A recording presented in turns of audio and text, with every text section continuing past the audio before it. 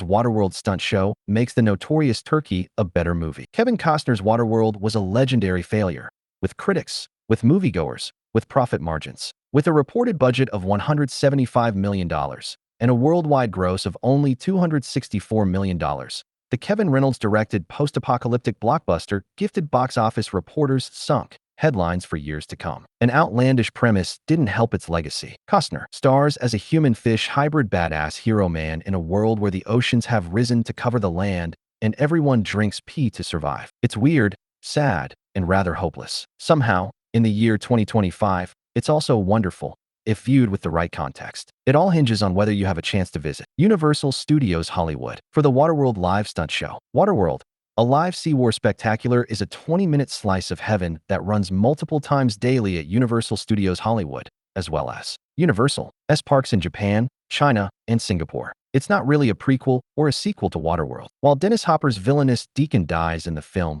spoilers, the character appears in the stunt show, despite him missing the eye that gets destroyed in the movie. The sacred Waterworld timeline doesn't really matter, especially when you consider the likelihood that more people have seen the Waterworld stunt show than those who have seen the Waterworld movie. The stunt show has been running continuously for 30 years at Universal Studios Hollywood, with several performances a day. And truthfully, it's a perfect primer to help the movie make so much more sense. One of the biggest problems with Waterworld is you get dropped into this post-apocalyptic hellscape with little explanation beyond a short expository introduction, followed by our hero filtering and gulping down his own urine. While it's certainly an engaging visual due to sheer absurdity, it's not exactly the lore dump I'd be hoping for. The stunt show gives you an extended expository introduction before dropping you right into the middle of the action on an atoll, a floating city made of old junk. Immediately, you learn about the Deacon and his minions, the smokers, as well as the Mariner, his love interest Helen, and everyone's never-ending quest to find any remaining dry land. The introduction primes you for a Mad Max on water, and actually delivers. What follows are over-the-top action set pieces and incredible stunt work, whether it's jet ski just setting people on fire, falling from towers into the waters below, or even the repeated use of a bazooka.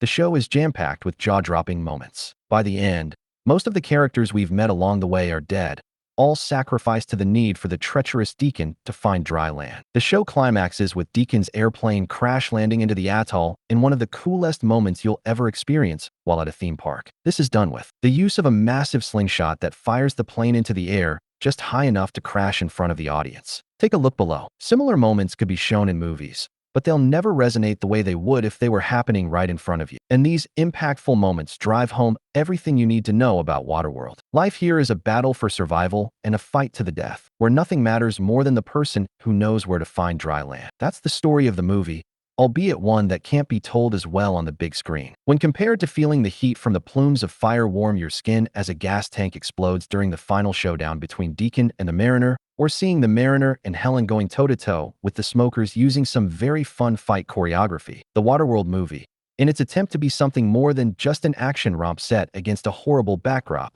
doesn't stand a chance. And for many younger visitors, the stunt show is the only version of Waterworld they know. This is how people have been experiencing the franchise for 3 decades now. And given the show's ongoing popularity around the world, it wouldn't be all that surprising to see a Waterworld renaissance. And while the movie should be reappraised, especially through the eyes of a live SeaWar spectacular, there's an even better movie idea just waiting to be made. Adapt the stunt show as a Waterworld reboot. Nobody is going to care, including Kevin Costner, who probably wouldn't mind an executive producer paycheck right now. So what are we waiting for?